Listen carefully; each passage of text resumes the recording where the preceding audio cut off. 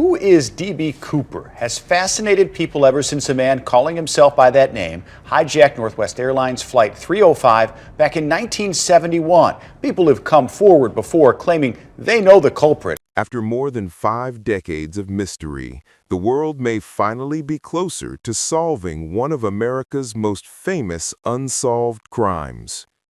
New DNA analysis from evidence left behind on that fateful flight in 1971 points to a surprising suspect, someone nobody expected. Decades of theories, suspects, and wild guesses could finally be challenged. Could this tiny genetic clue rewrite the story of D.B. Cooper forever? Shall we thank that one left-behind tie now? The DNA twist that reignited the D.B. Cooper mystery. For over 50 years, the D.B. Cooper mystery has hovered somewhere between fact and folklore. Every few years, a new breakthrough grabs headlines, a confession here, a buried parachute there, but nothing ever sticks. The case remains frozen in time. A man in a business suit hijacks a plane, demands $200,000, jumps into a stormy night, and disappears forever. But in early 2025, that silence was broken. Whispers began to spread through the true crime community. A small private research group claimed to have found new DNA evidence on Cooper's iconic black tie. That tie had been handled, studied, and even displayed for decades.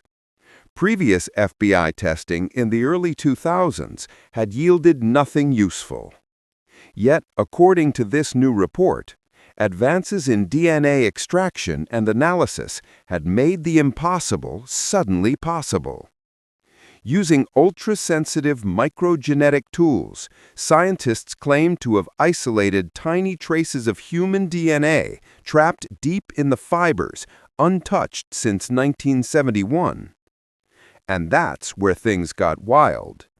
Sources close to the investigation, mostly independent researchers and forensic hobbyists, said the DNA showed partial matches to lineages connected to aerospace engineering and technical manufacturing in the Pacific Northwest.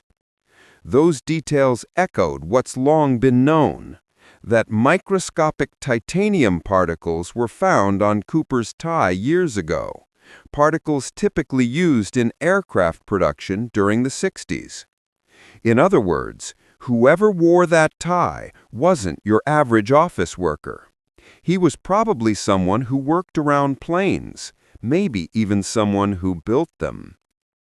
The private group hasn't released names publicly, but rumors began swirling online. Some said the DNA linked to a family of Boeing subcontractors in Washington. Others claimed the match was to a now-deceased military parachute technician. Neither claim has been verified, and the FBI, which officially closed the case in 2016, has refused to reopen it or comment on the findings. Still, that hasn't stopped people from talking or hoping. For followers of the mystery, this is the closest thing to progress in years. Imagine a genetic breadcrumb leading to the man who pulled off the only unsolved skyjacking in U.S. history. A man who, against all odds, vanished without a trace, leaving behind just a necktie and a legend. But is it real? That's where the debate begins. Forensic experts are divided. Some say it's entirely plausible that trace DNA could survive, especially if protected deep within synthetic fibers. Others warn that contamination over 50 years, from FBI agents, lab techs, museum handlers, even curious visitors, could easily render any new sample unreliable. In other words, it might not be Cooper's DNA at all. Even the so-called aerospace link is murky. Yes, titanium particles suggest industrial exposure, but those same materials were also used in bicycle paint, tools, and even copy machines at the time. So the connection to Boeing, while romantic and exciting, remains circumstantial. Still, The idea refuses to die because the legend of D.B. Cooper isn't just about facts. It's about what he represents, a kind of rebellious old-school mystery that modern technology hasn't been able to solve. One name even leaked briefly online before being quietly deleted, an engineer who once worked for Boeing and disappeared in the late 70s. No proof ever surfaced, but for a few days the internet lit up with the idea that this could be the man. Then, like every Cooper lead before it, the story went quiet again. But not dead. Never dead. Even some retired FBI agents admit it's hard to let go. One former investigator, speaking anonymously, said, "Every few years someone comes forward with something. A photo, a map, a name, a sample. You start to think, maybe this time. And then it slips away again. But the chase is part of the legend now."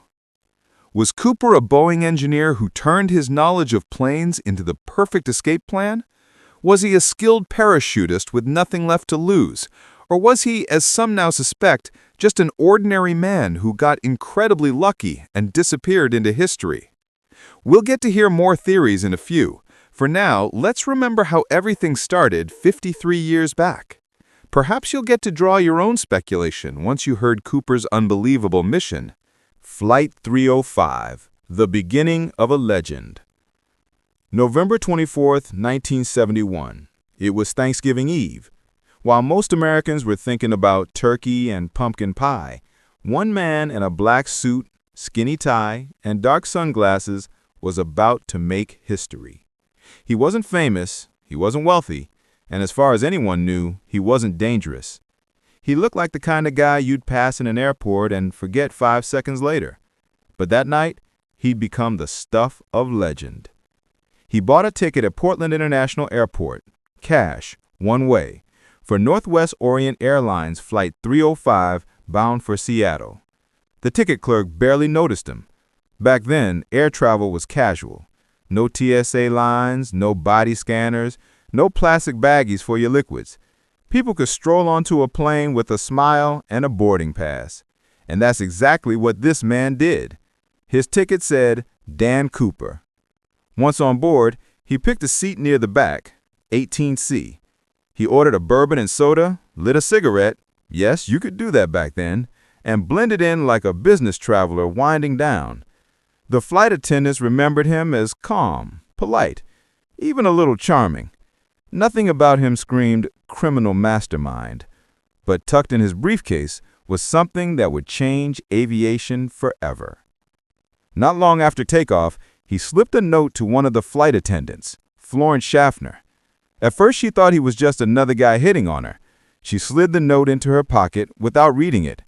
That's when Cooper leaned in and whispered, "Miss, you'd better look at that note. I have a bomb." Her world flipped upside down. Inside the note, written in neat all-caps letters, was his demand.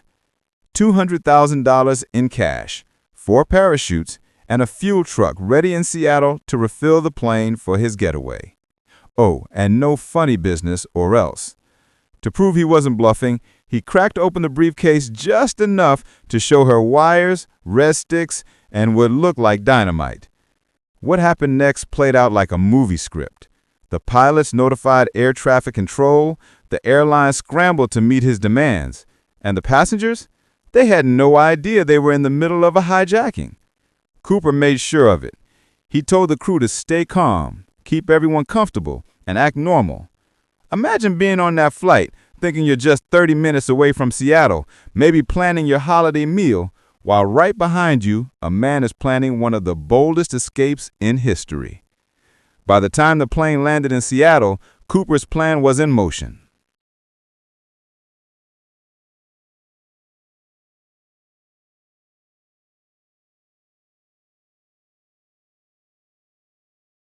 Authorities delivered the money and parachutes on the tarmac, and in exchange, the passengers were quietly released. Not one of them had a clue what had really gone down. But the crew? They were still his hostages. Cooper had new instructions. Take off again. Head south toward Mexico City. Fly low. Keep the speed slow. and don't try anything clever. The pilots followed orders, and somewhere over the dense forests of Washington state, in the middle of a rainstorm, D.B. Cooper did the unthinkable. He strapped on a parachute, tied the ransom money to himself, lowered the rear stairs of the 727, and jumped into the night. No chase cars, no helicopters, no GPS. Just a man and a bag of cash vanishing into the storm. And here's the kicker. No one has ever seen him since. Who pulls off a stunt straight out of a James Bond movie and actually gets away with it? And the wild part? This one wasn't fiction at all. Into the thin air. Here's the funny thing about D.B. Cooper. Nobody actually named him D.B. When the story first broke, reporters rushed to cover it, and somewhere in the mix, a simple typo transformed Dan Cooper, the name on the ticket, into D.B. Cooper. The mistake stuck like glue, and the legend was born. To this day, he's known by initials that were never really his. That little slip-up is kind of perfect, though, isn't it? Because this entire case is built on missteps, half-truths, and blanks that no one has ever been able to fill. The guy boarded a plane like any other passenger, hijacked it without firing a shot, and then disappeared as if he'd been swallowed by the clouds. No body, no confirmed landing spot, not even a single parachute left behind. Just a man-shaped question mark floating over the Pacific Northwest. From the beginning, the FBI dove into the case with all the force you'd expect. They interviewed witnesses, pulled fingerprints off the plane, and studied every word Cooper had spoken. He wasn't some sloppy, jittery criminal. He was calm, even charming. Flight attendants later described him as polite, offering them drinks and even paying his tab before jumping out of the plane. Who does that? Because of his composure and his oddly specific demands, people started asking, was Cooper military, ex-Air Force, a paratrooper, maybe even a CIA guy who'd gone rogue? The FBI entertained all these possibilities, but none of them ever nailed down a name. Then came the suspects. Oh, the suspects. Over the decades, the FBI chased down more than 800 leads. They looked at petty criminals, skydiving hobbyists, Vietnam vets, and even one guy whose family swore on their Thanksgiving turkey that he was the real Cooper. The agency chased ghosts across the country and came up with nothing that stuck. In fact, after 45 years of dead ends, the FBI officially closed the case in 2016. That's right, the most famous unsolved hijacking in U.S. history is technically not even being investigated anymore. And here's where the story gets fun. Without the FBI in the chase, the public took over. Amateur sleuths, armchair detectives, Reddit threads, YouTube deep dives, you name it. Everyone had a theory, and some of them were downright wild. Was Cooper a disgruntled airline employee? A Canadian comic book fan, since Dan Cooper happens to be the name of a comic book hero popular in French-speaking Canada? Or maybe, just maybe, he didn't survive the jump at all, and the mystery is really just a man frozen somewhere in the Cascades. But here's the catch. Every theory says more about the people who believe it than about Cooper himself. Some want him to be a slick anti-hero who outsmarted the system. Others picture him as a tragic figure who gambled big and lost. Either way, he's become less of a man and more of a myth, an outlaw folk hero for the jet age. And that's exactly why, half a century later, we're still asking the same thing. Who was D.B. Cooper? Because if he wasn't just a faceless stranger with a parachute, then maybe, just maybe, someone out there has already figured out the truth. Inside the plane, inside the plan. Imagine you're one of the pilots on Flight 305. It's a regular gray November afternoon. You've got a short hop from Portland to Seattle, a cabin half full of holiday travelers, and you're already thinking about what's for dinner when you land. Then suddenly, a flight attendant slips into the cockpit, her face pale, and quietly says, "Seat 18C just handed me a note. He says he has a bomb." Yeah, not exactly the kind of message you want at cruising altitude. This is where the whole thing takes on a surreal, almost movie-like quality, because the pilots weren't just thinking, oh, it's another passenger complaint. No, within minutes, they were negotiating directly with a hijacker who seemed to know exactly what to ask for. $200,000 in unmarked bills, 4 parachutes, and a fuel truck waiting in Seattle. It wasn't just a random demand, it was like he had studied the playbook. And that's what makes Cooper fascinating. On the surface, his plan looked kind of brilliant. He picked Thanksgiving weekend when airports were slammed and security was practically non-existent. Remember, this was before metal detectors became standard. He asked for an amount of money that banks could reasonably gather quickly, not too much to stall, but enough to make headlines. And the parachutes, genius move. By asking for 4, he planted the idea that maybe he'd take a hostage with him, which meant the FBI couldn't sabotage the gear without risking innocent lives. That's straight-up chess thinking. Now picture this from the pilot's view. They land in Seattle. The passengers are quietly let off, still believing it's just a mechanical delay. Meanwhile, on the tarmac, they're watching as money and parachutes are loaded on, and they're being told, get ready to fly this guy south toward Mexico City. Oh, and one more thing. He insists they keep the plane at 10,000 feet, flaps down, flying low and slow. Any pilot will tell you, that's not exactly smooth cruising. It's bumpy, noisy, and unnatural for a jetliner. And then comes the weirdest request of all. The rear staircase has to be lowered mid-flight. Now, unless you're really familiar with the Boeing 727, that's not something the average passenger would even think of. But Cooper knew it was possible. He had clearly done his homework, or at least knew someone who had. From the cockpit, the crew is sweating bullets. They don't know if this guy is military, a madman, or just lucky. All they know is that at some point, he's going to walk back there, open the stairs, and vanish into the night. Here's where the brilliant plan starts looking less perfect, though. Because while Cooper had the confidence of a man who believed he'd thought of everything, nature doesn't play by your rules. It was cold that night, around 30 degrees Fahrenheit, with rain and wind gusts whipping through the Pacific Northwest. He was wearing a suit and loafers, not exactly tactical gear. No helmet, no altimeter, no night vision. Just a parachute, a bag of cash, and nerves of steel. Think about that jump. 10,000 feet in the pitch black over dense forest, not knowing exactly where you are because navigation wasn't GPS precise back then. You could land in trees, in a river, on rocks. Heck, you could get tangled mid-air and never even hit the ground alive. If this was Ocean's 11, it was the part of the movie where the heist crew suddenly realizes, oh, this might not go the way we planned. And yet, Cooper went through with it. The pilots felt the pressure drop when the stairs lowered, heard the rush of wind, and then nothing.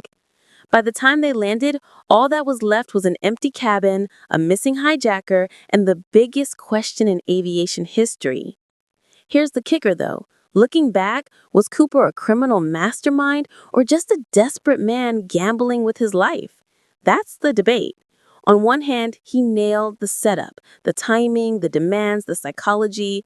On the other hand, he jumped into some of the worst possible conditions with no survival equipment.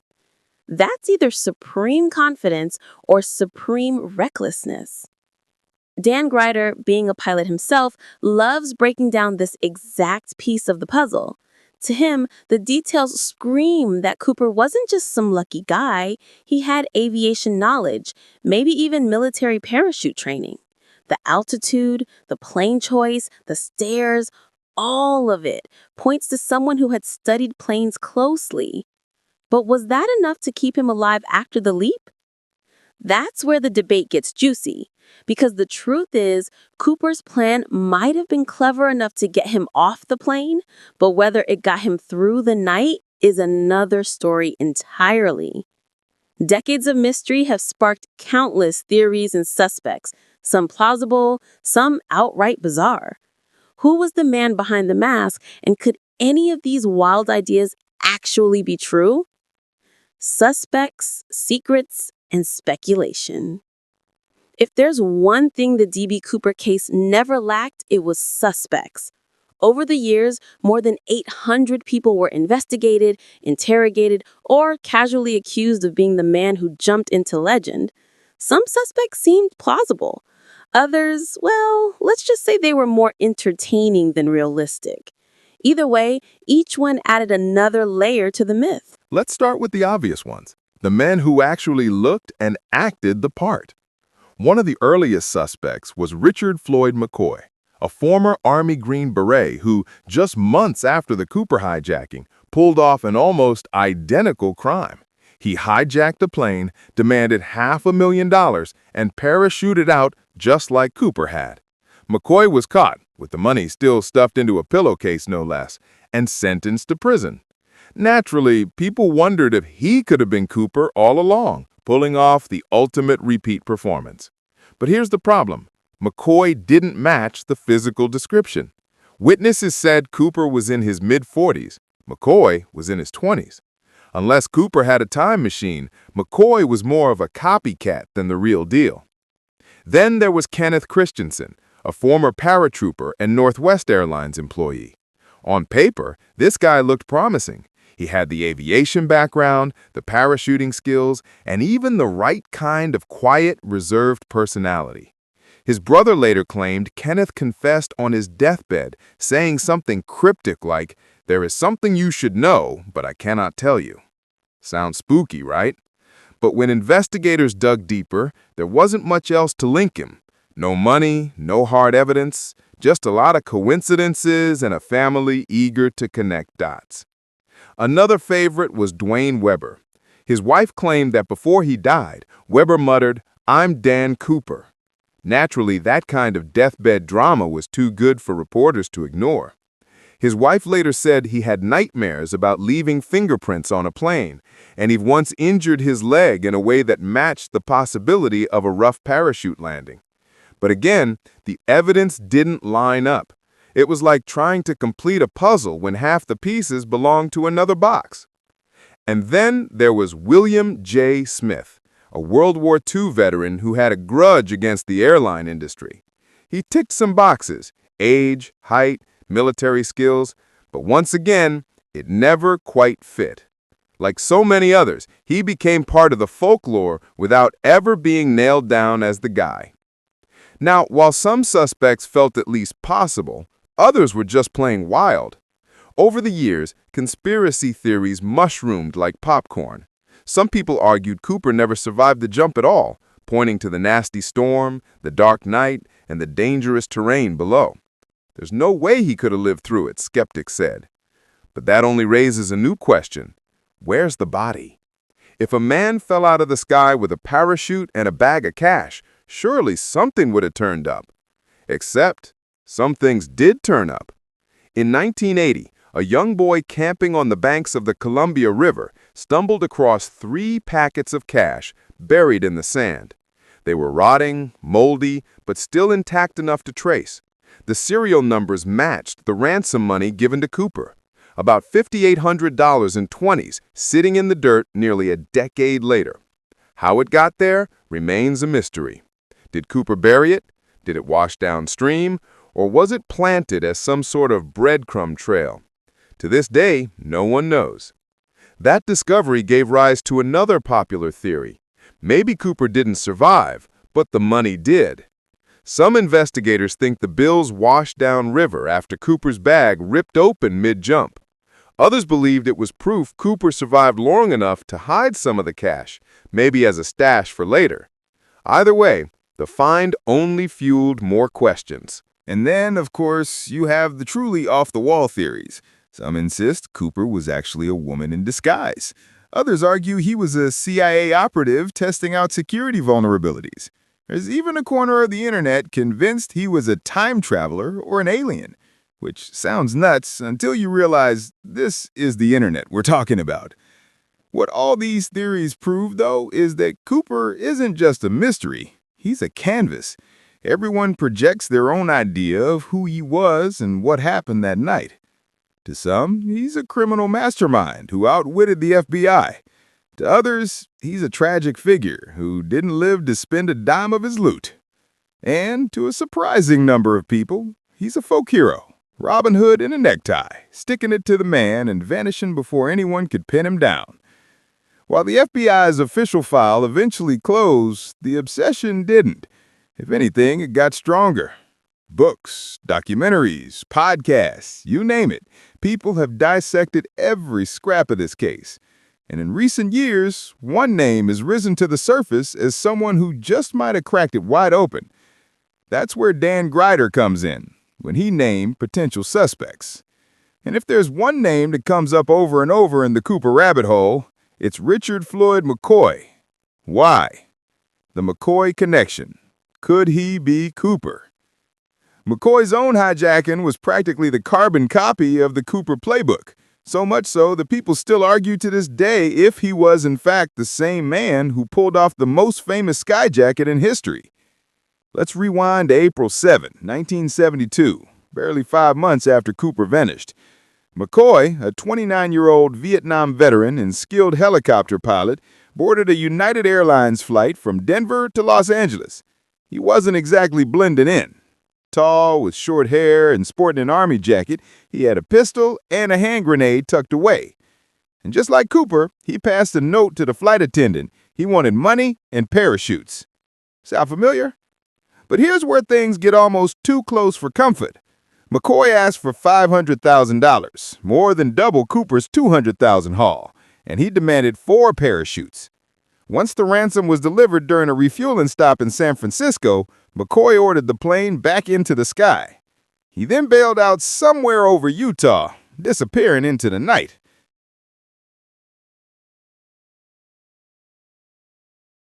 For a brief moment, it looked like Cooper 2.0 had just happened. Same hijack style, same parachute exit strategy, same daring mid-air escape. The difference? McCoy wasn't nearly as lucky. Authorities tracked him down just 2 days later thanks to a tip from a friend who recognized details of the crime. Police found the ransom cash and even his handwritten hijack note in his house. So much for vanishing into legend. McCoy was sentenced to 45 years in prison, but he didn't exactly stay put.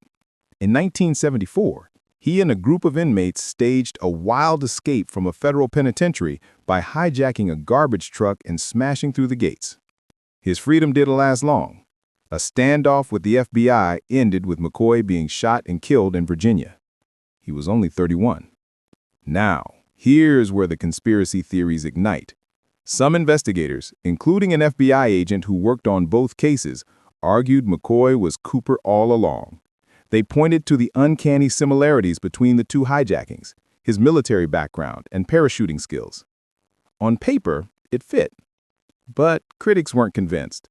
For one thing, McCoy was only 29 years old at the time of Cooper's jump, and witnesses consistently described Cooper as being in his 40s.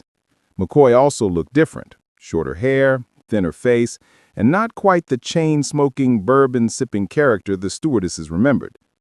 Plus, the FBI was adamant. While McCoy was a copycat, he wasn't Cooper. Still, for many amateur sleuths, McCoy remains one of the strongest suspects.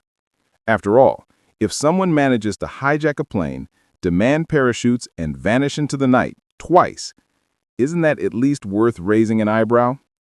Maybe McCoy was a student who learned from Cooper, or maybe Cooper himself was McCoy perfecting his craft. Either way, the eerie similarities keep his name permanently stamped in the D.B. Cooper saga. Here's the thing. If McCoy really wasn't Cooper, then the world somehow produced 2 men crazy enough to leap out of airplanes with millions on the line. Which might just make the mystery even weirder. The Cooper media obsession. Here's the thing about D.B. Cooper. He's not just a hijacker anymore, he's a legend. Pop culture has polished him into this slick anti-hero, a guy in a sharp suit, sipping bourbon, coolly slipping on a parachute like James Bond before disappearing into the night.